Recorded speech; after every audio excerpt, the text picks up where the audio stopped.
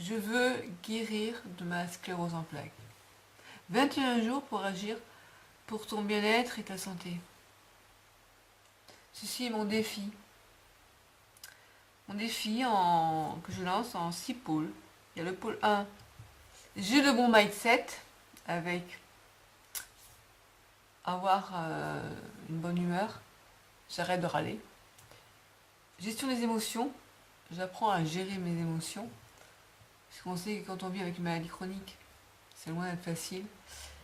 On passe par plusieurs sortes d'émotions. Pôle 2, j'opte pour une alimentation santé. On va voir un petit peu quels sont les différents régimes possibles. Enfin, régime. Mode pour s'alimenter. Qu'est-ce qu'on appelle avoir une alimentation saine? On parle de plus en plus du sans gluten, sans produits laitiers, sans viande. Et j'ai envie de m'intéresser à la question. En sachant que mon problème est que je suis très maigre. Donc je fais attention aussi à mon poids. Je ne veux pas opter pour une alimentation qui risque de me faire perdre du poids. Et puis, ça fait depuis des années, plus que des années, ça fait depuis l'enfance que j'ai une alimentation carnivore. Donc mes parents voilà, ont mangé beaucoup de viande, c'est un peu trop. Et je ne sais pas comment m'alimenter autrement. Sans gluten, moi j'adore le pain, la baguette, les tartes. Donc bon. Mais enfin, j'ai envie de m'intéresser à la question. On parle de plus en plus d'une alimentation toxique, que le gluten, c'est vraiment à éviter. Donc on va en parler. Voilà. Et puis ensuite, on va voir pôle 3, j'opte pour un mode de vie sain. Donc là, je pratique une activité physique adaptée à mon état de santé. On va parler de ce qu'on peut me proposer. Moi, en plus, moi je suis atteinte d'une sclérose en plaques secondairement progressive, donc j'ai de plus en plus de mal à marcher. Donc je ne vais pas vous proposer de courir ou d'avoir une activité intense. Et puis je vais vous montrer ce que moi je peux arriver à faire encore. Gymnastique douce, peut-être du yoga, enfin on va voir ensemble. Je dors de sommeil paisible et je pratique une sieste récupératrice. On va parler du sommeil. Enfin, je pratique des techniques anti-stress. C'est méga important, même pour les personnes qui ne sont pas sujettes au stress. Quand on a une maladie chronique qui est comme la sclérose en plaques, une maladie assez sournoise, c'est bien de mettre en place dans sa vie des techniques anti-stress, des techniques de relaxation. Ensuite, nous allons voir dans pôle 5, je kiffe ma life. Non, j'ai oublié, pôle 4. J'apprends à communiquer sur ma maladie. Donc je sais expliquer ce qu'est la fatigue chronique, on va parler de fatigue chronique, comment l'expliquer aux personnes qui ne connaissent pas la fatigue chronique. Les handicaps invisibles n'ont plus de secret pour vous. Donc là, on va parler du handicap invisible. Ok. Alors le programme continue avec le pôle 5, je kiffe ma life. Je pratique le rire et l'humeur. Non, je pratique le rire et l'humour au quotidien. Donc je vous laisse imaginer ce dont on va parler. Je pratique les automassages. Je n'oublie pas que j'ai un corps sexué. Je booste ma libido et je m'épanouis à tous les niveaux. On va parler de comment concilier maladie chronique et sexualité épanouie. Bon, on n'est pas là. En pôle 6, je sors de mon isolement social, de ma solitude. Différence entre solitude et isolement social. Vous verrez qu'il y a une différence entre le sentiment d'être seul et réellement être isolé socialement. Les moyens disponibles pour sortir de sa zone de confort sans trop se fatiguer. Voilà. Donc tout un programme. Je vous invite à suivre ce programme avec moi. Voilà, c'est ce que j'ai identifié comme 6 pôles d'action. Donc on va commencer par j'ai le bon mindset. Avec, eh bien, j'arrête de râler. Alors, nous allons passer un test. Enfin, je vais vous mettre à contribution. Vous allez, oui, ça n'est pas souvent que je vous dis action. Donc vous allez faire ce test avec moi. Moi je l'ai déjà fait. Je vous dirai à la fin ce qui en est sorti. Alors c'est tiré de ce livre Happy Therapy. Mettez du soleil dans votre vie. Voilà. Donc le test. Faites-vous la gueule un peu, beaucoup, passionnément. Moi, j'appelle ça le test. Êtes-vous une chieuse? Alors, c'est marrant parce que pas plus tard que ce matin, j'ai discuté avec une chieuse. Je pense pas qu'elle s'en reconnaîtra parce que je pense pas qu'elle voit mes vidéos.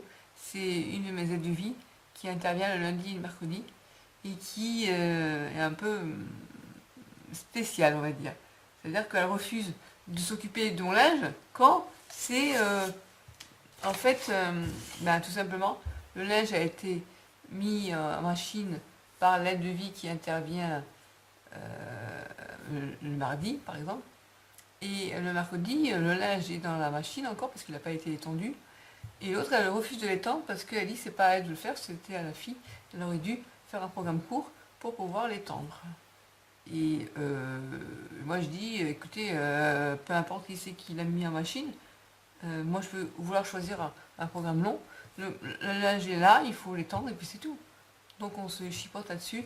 Et moi je lui dis, c'est pas une aide de vie, mais c'est une emmerdeuse de vie. Bref, passons. Donc, test, êtes-vous une chieuse? Allons-y.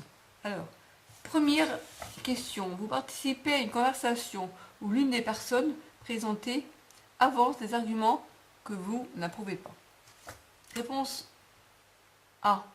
Vous intervenez pour dire que vous n'êtes pas d'accord. Donc tout de suite vous dites non, non, mais attends, moi je suis pas d'accord. Ok. Réponse B. Vous ricanez. Vous levez les yeux au ciel. Vous soupirez pour exprimer votre désapprobation. Donc vous dites que vous n'êtes pas d'accord, mais de manière plus silencieuse. C. Vous vous désintéressez de la conversation et pensez au menu que vous allez préparer ce soir. En gros, vous dites, bon, ce une des conneries, j'écoute plus. Enfin, D. Vous écoutez tranquillement sans montrer vos sentiments, en attendant le moment où vous pourrez prendre la parole à votre tour et dire ce que vous pensez. Alors moi j'hésitais entre la A et la D. Et finalement, j'ai envie de dire qu'en général, je vais d'abord écouter jusqu'à la fin ce que dit la personne. Puis à un moment donné, quand c'est le bon moment, j'interviens. Voilà. Mais quand c'est vraiment un truc qu'on me dit qui me paraît vraiment faux, je vais intervenir en me disant je suis pas d'accord. Voilà. Donc si vous avez répondu A, vous allez compter 2 points. Pour la réponse B, 0 point. La réponse C, 1 point. Et la réponse D, 3 points. Bon. Question 2. Votre conjoint, pour la deuxième fois en un mois, arrive avec 3/4 d'heure de retard à votre rendez-vous. A. Vous lui faites remarquer et vous exprimez votre mécontentement.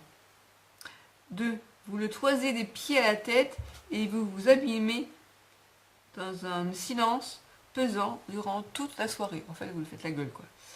C. Vous hurlez que vous en avez ras-le-bol. D.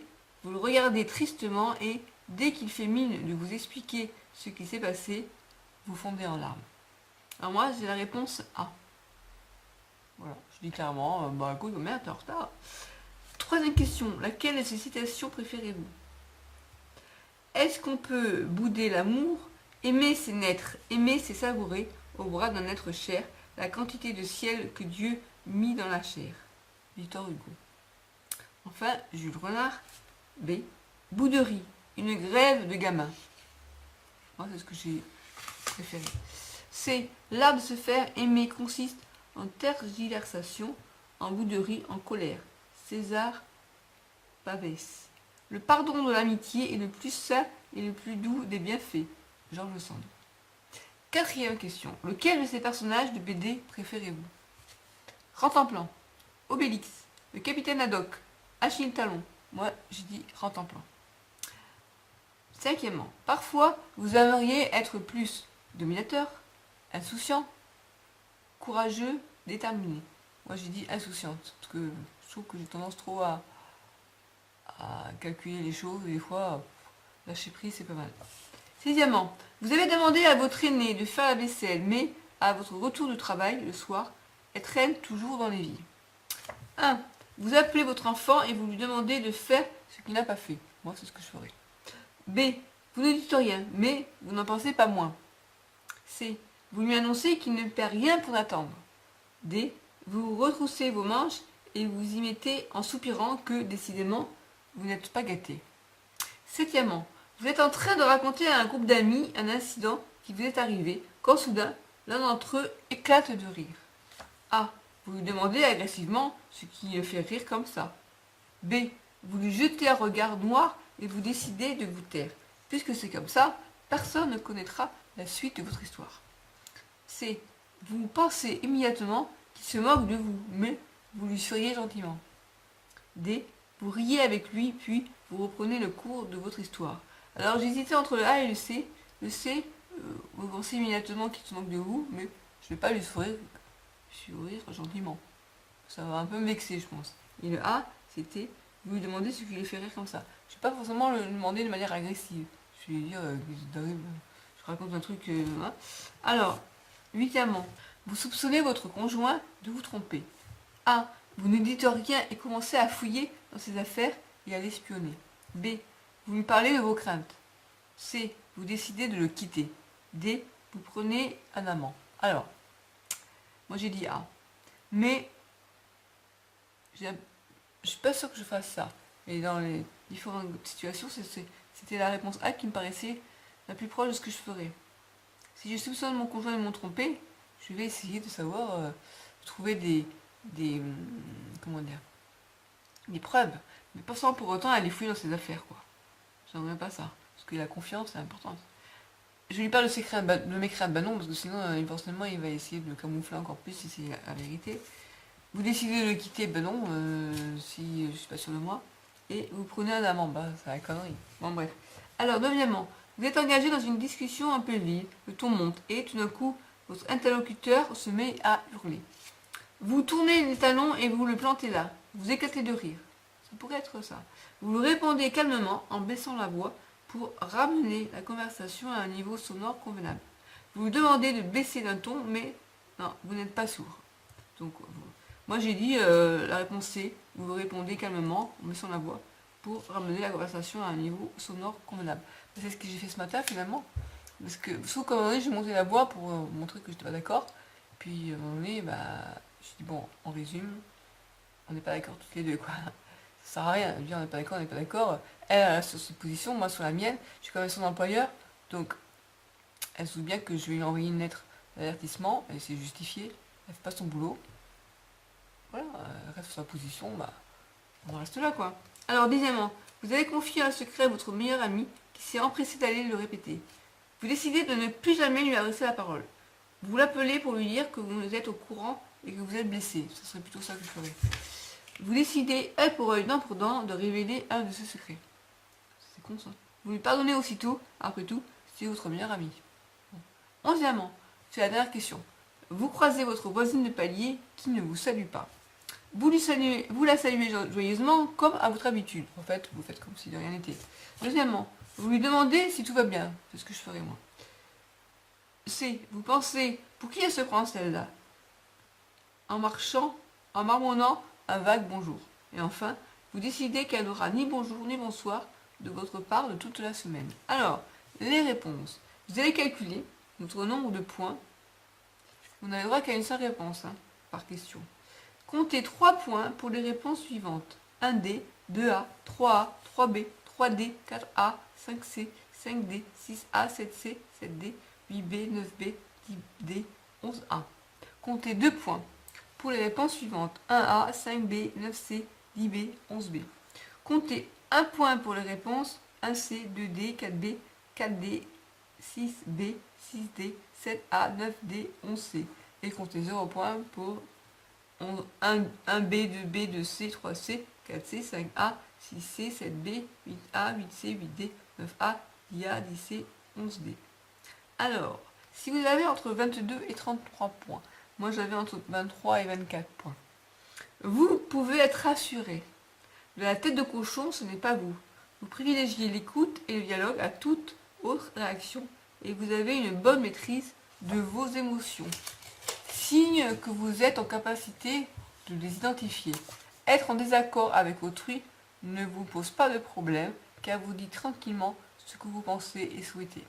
Les attaques, les critiques vous laissent de marbre, pas tout à fait vrai mais bon, car vous considérez que ce que dit l'autre n'est que le reflet de sa perception des choses, ne vous sentant pas concerné, vous n'en faites pas une affaire personnelle. Votre capacité à prendre du recul avec les gens et les événements, votre intuition et votre ouverture aux autres font de vous une compagne ou un compagnon précieux. Ne refermez pas ce livre. Restez avec nous. Cet ouvrage, à défaut de vous être utile, vous amusera peut-être. Si vous avez entre 11 et 21 points, faites faire la tête et ce que vous utilisez en dernier recours quand les autres moyens n'ont pas marché. Vous n'avez pas les caractéristiques d'un véritable boudeur, même si parfois vous avez la tentation d'y avoir recours. Il arrive ainsi que vous vous renfrogniez, que vous fonciez les sourcils ou que vous disparaissiez du champ de vision de votre interlocuteur pendant quelques minutes. Mais ces crispations qui indiquent que vous êtes contrarié n'ont pas grand-chose à voir avec une vraie bouderie. Attention cependant à ne pas pratiquer l'évitement qui, à terme, vous desservirait. À force de ne pas exprimer clairement votre ressenti, vous risqueriez de vous aigrir ou de vous replier sur vous-même. Apprenez à décevoir l'autre par votre franchise. Vous ne pourrez que gagner en sérénité avec vous-même et en qualité relationnelle avec ceux qui vous entourent. En clarifiant vos propos, en formulant simplement vos souhaits, vous multiplierez les chances de vous faire comprendre et d'obtenir ce que vous voulez en toute sérénité. Et si cela contrarie votre interlocuteur, proposez-lui de faire ce test. Alors attention, pour les plus boudeurs, eh bien, si vous avez entre 0 et 10 points, vous pouvez légitimement vous inquiéter. Faire la gueule est une seconde nature pour vous. Un réflexe, une façon d'être, une habitude. Lorsque les circonstances ne correspondent pas à votre attente, vous déclenchez la guerre du silence. Et quand vous en sortez, la machine à broyer du noir se remet en branle et vous empêche d'oublier ce qui a provoqué votre contrariété, de passer à autre chose. Vous ne pouvez pas ne pas ressasser le mal qu'on vous a fait, entretenir le ressentiment vis-à-vis de ceux qui vous ont blessé. J'aurais pu, j'aurais dû, si j'avais su. Ce sont des phrases qui tournent en boucle dans votre esprit et que vous avez du mal à accueillir, des pensées positives et à relativiser l'importance des coups qui vous ont été portés. Bilan des courses. Non seulement vous vous prenez la tête, mais vous la faites aux autres. Le tout est désormais de savoir si faire la gueule est pour vous un moyen de défense ou d'attaque, et surtout d'en sortir. Voilà. Alors, dans le cadre du programme que je fais, j'ai le bon mindset, on va essayer de passer des journées où on est de bonne humeur, en fait. Alors, comment on fait pour être de bonne humeur? Comment arrêter de râler? Il y a une personne qui a écrit un bouquin sur j'arrête de râler.